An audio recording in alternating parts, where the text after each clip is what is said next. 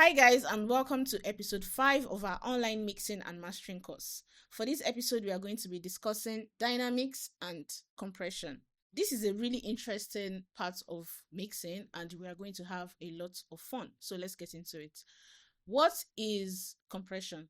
Compression is the control of dynamics in an audio signal. So what is dynamics? Dynamics basically means range is the difference between the highest parts in an audio signal to the lowest parts. I don't know if you get that. Anyways, dynamics means range. So let's head to the board to understand better. So basically for compressors, we have three major parameters, which is a threshold. Four: threshold, ratio, attack, and release. This is kind of grouped into one. And then we have knee and makeup gain as well. So first of all, I'm going to explain what the threshold is. So in compression, compressor is meant to level out a sound. It's not meant to totally take away the dynamics, by the way. It's supposed to level it out. So let's assume this is our wave. This is our audio signal, right? And if we set our threshold to be here, threshold is the level at which our compressor begins to work. So just imagine like your own pain threshold. This is the level of pain where you literally faint, right? So threshold is the level at which when we set our threshold, right? Let's say this is our audio signal and you set our threshold to be this place. This is the level at which the compressor activates when you set it. So any signal that goes beyond this is attenuated, is brought down back. So this particular ones that goes above the threshold is attenuated back, right? So a compressor helps us to control how high a particular signal gets, and a threshold is helps us to set the level that we want those signals to not, like, I don't want my signal to pass this particular level. That is a threshold. That's all. And then we have the ratio. Ratio refers to the amount, right? The amount of compression that we want to happen. Let's say 5:1. This 5 is the input. 1 is the output, right?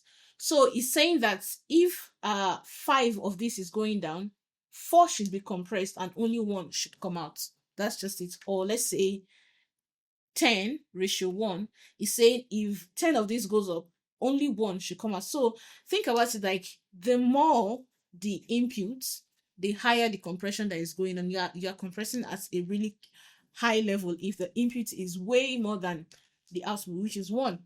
So as ratio is refers to the amount of compression that is going on, threshold is the level.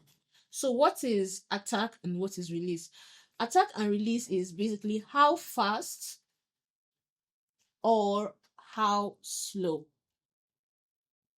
right? How fast or how slow the compressor activates when you set it. So the way attack works is a fast attack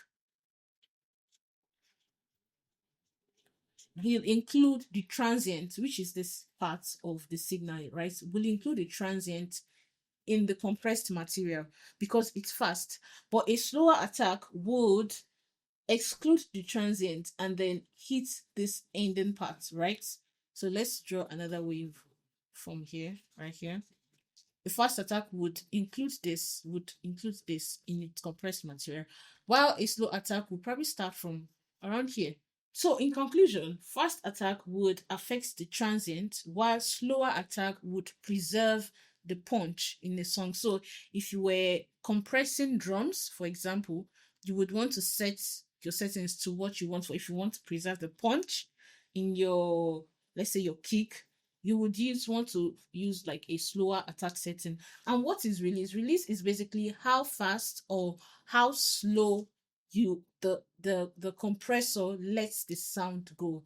So if the compressor is coming in and doing this, how fast does it release it and flattens out? Or how slow does it go slowly or it goes really fast? So that's what release is. The release makes the attack more of what it is. Like, does it let go gradually or it lets go immediately? That's what the release is. And then we have the knee, which is not really a basic parameter because it's not found on every kind of compressor, but it is how intensely the compressor works.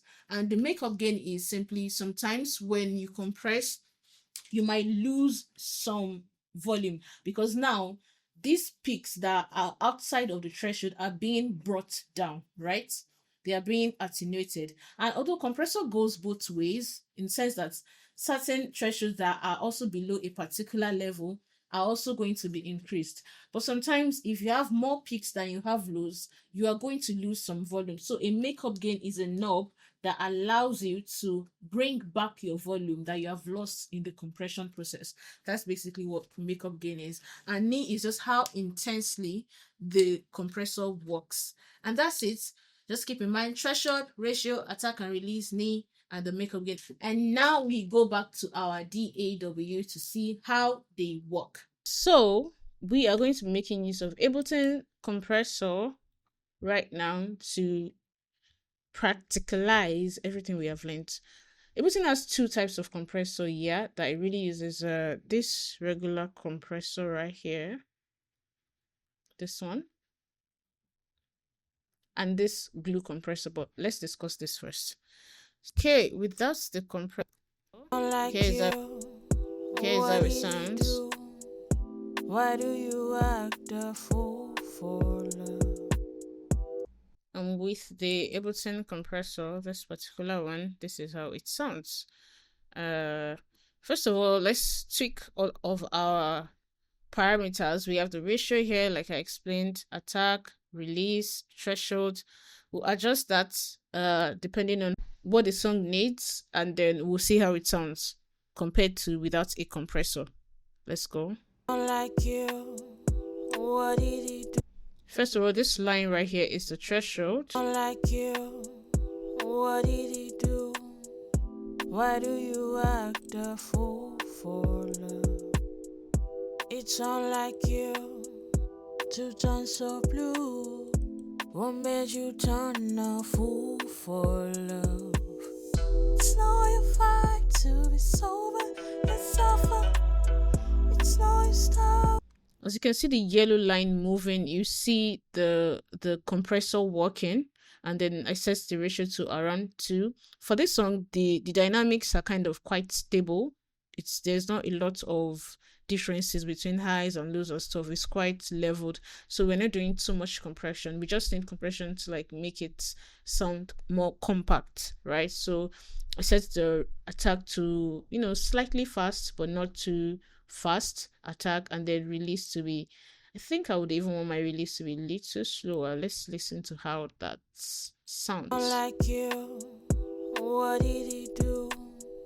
Why do you act a fool for love?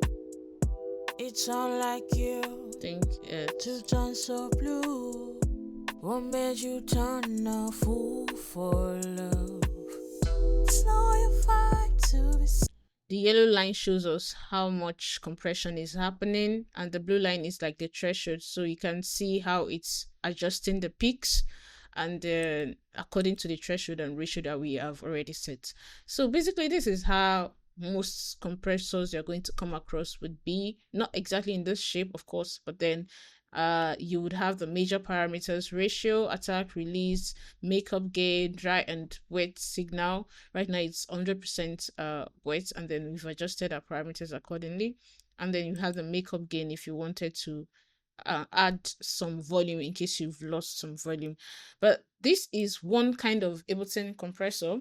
We have another kind which is this glue compressor right here. I think I prefer this glue compressor actually. I think it's more compact and closer to other kinds of compressors that are not stock compressors that I have tried. So we are going to turn off this particular compressor, this one right here, and then we are going to make use of this glue compressor. So let's turn this glue compressor off and just listen to how the sound how this sounds again without a compressor on it. You act a fool for love. It's all like you to turn so blue. What made you turn a fool for love? It's no your fight to be sober, you suffer. It's no your style to look over your shoulders. It's no your fight to be so like you. What did he do? The settings on the compressor itself is quite nice. I like it, but I made a few adjustments, especially on the threshold.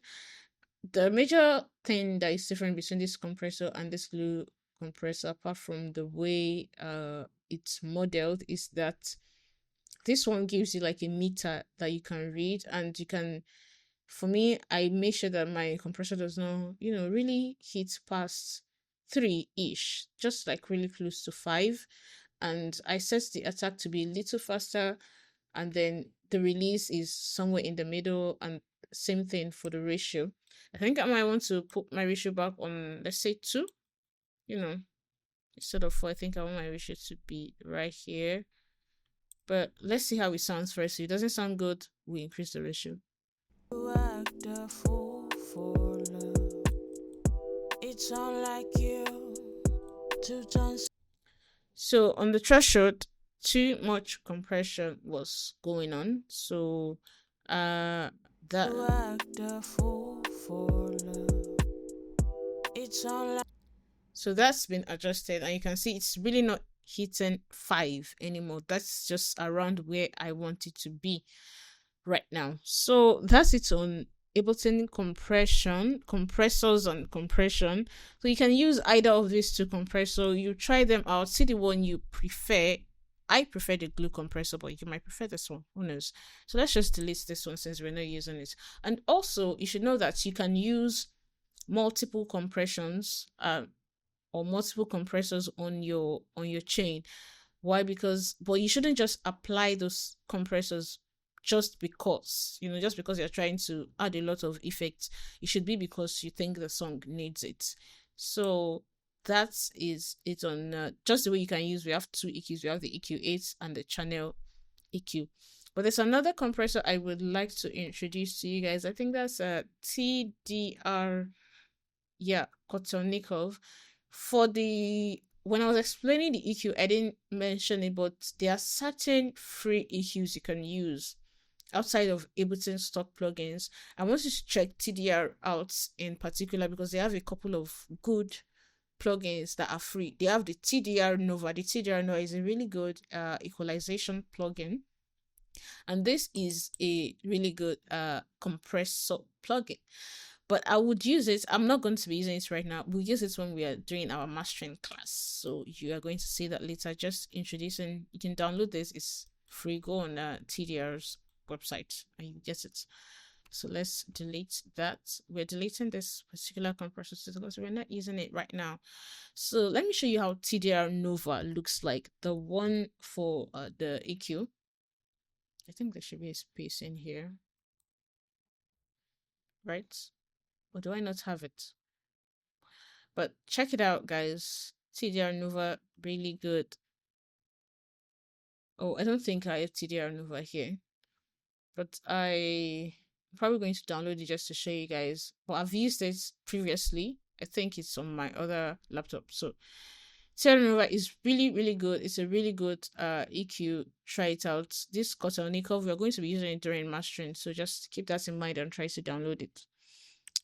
And that's it on the compression we are using on this song. First of all, we realize the stems of this song, they are very little, right? Look at the backups here. We haven't even cleaned up the backups, and we're not even mixing the backup into it yet. And it's not a lot, honestly. Look, this is just everything. So I provided these stems mainly to make the process easier for you to learn. So that's all we are doing on compression, just this singular compressor right here. We have 2 EQs and 1 compressor. So I want us to learn something quickly about compression, and that is parallel compression. Right, parallel compression. So parallel compression is like adding a completely wet signal, completely compressed signal, let it play simultaneously with your dry signal. So let me explain that to you. Let's come to this our main vocal and duplicate it. Control D to duplicate. So we have two of them right now. Let's rename this to wet signal, right? Wet signal.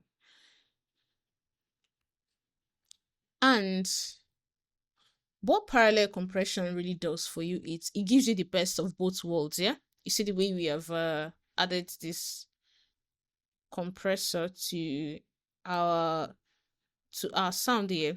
Let's just turn it off for a little bit. Right. So now these stems, these signals, they don't have any compression on them. So this one is going to be our dry signal, while we are going to apply compression to this one, to this wet signal.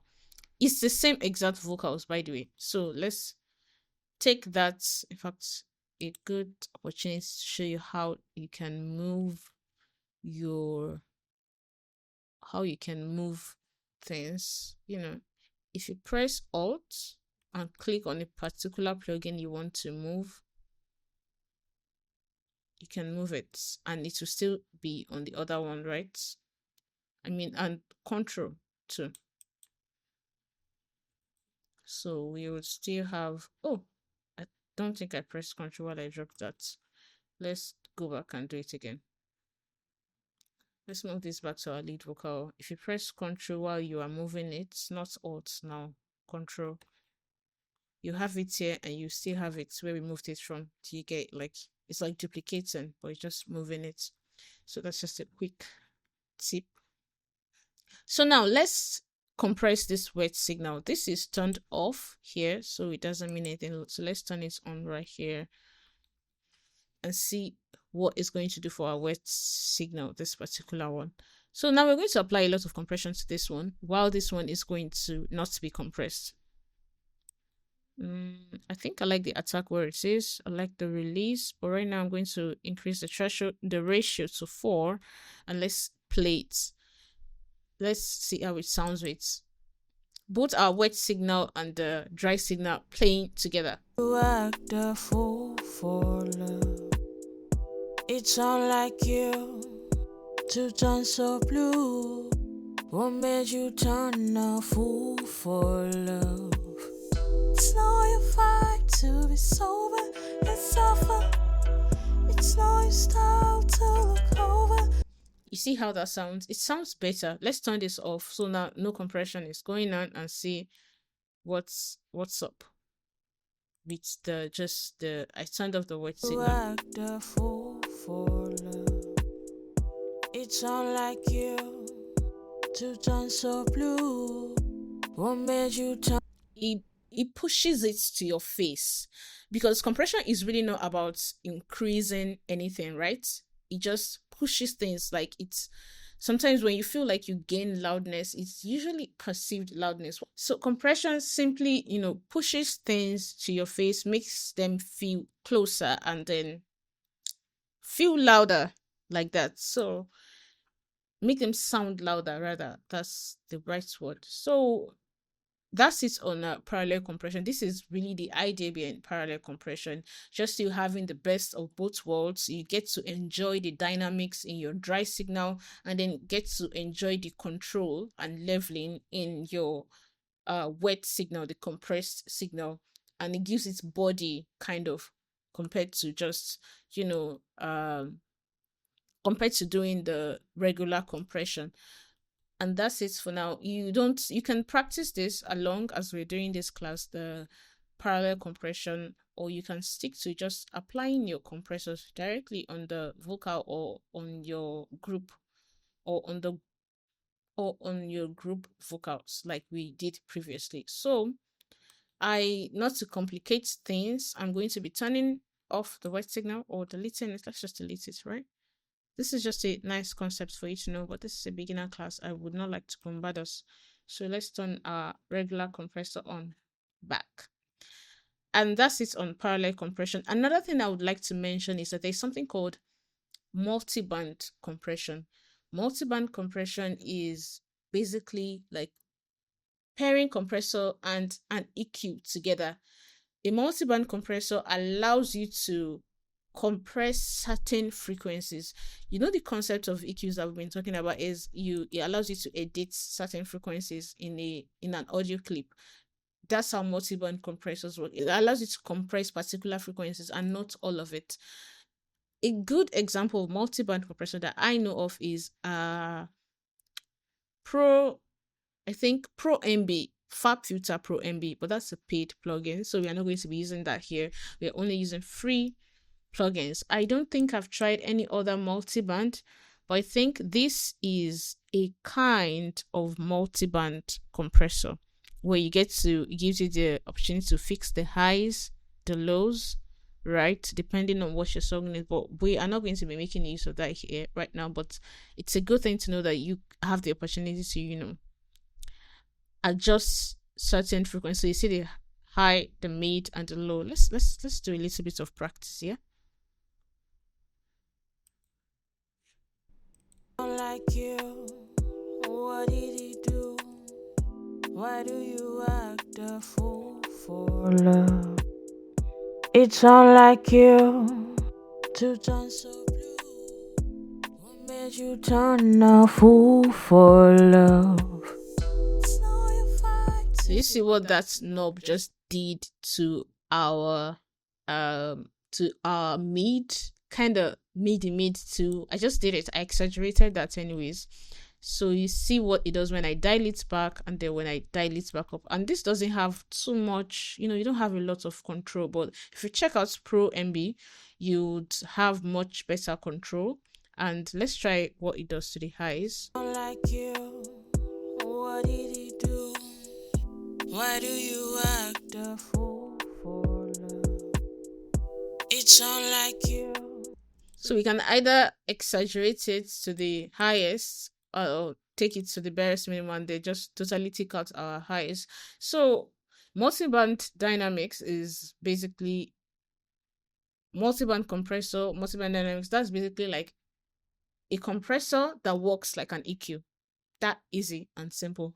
So try and check out FabFilter Pro MB later on and see how it works. You see that in that way, if you are playing a song and you feel like there's a lot of, you would like to compress, or let's say you're playing a beat and you want to compress like an MP3 beat like this one, right, like this one, and you feel like a certain part of the beats, there's so many cymbals playing and they are so high, you don't know how to take it out, because it's already a full file on its own.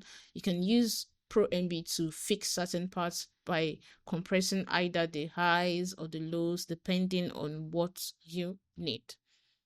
So that's it on multi-band compression. Another thing I think you need to know is that there are different types of compressors. We have them VCAs, FETs, tube, I think optical too. And then I want you to go after this class to go read up on those. So basically they are those analog compressors, those analog gears that we used to use back in those days. They make use of different mechanics to work, right? Some of them, the VCAs use amplifiers, the FETs use transistors, and then the optical use this light thing. So depending on what they work with, they kind of have slight differences to their sound. And all of these plugins, these digital plugins that we use now, they make use of they model these new plugins after those analog plugins. So depending on the plugin that you're using, it might be modeled after a VCA compressor or an FET compressor. So it's nice that just understand how those compressor works and see which of your favorite plugins, what kind of compressor they are modeled after. That can help you to choose the compressor that you would want to work with. And to round up this class, we are going to say something little about limiters and compressors. What is the difference between a limiter and a compressor? So the major difference is really the threshold, right? On compressors, the sound, the threshold still allows the sound to pass it, like the sound can still pass the threshold a little bit and then it dampens it, right? Brings it down back to the particular threshold you have set. For limiters, the threshold is like a brick wall. It's like you're smashing your head into the wall, right?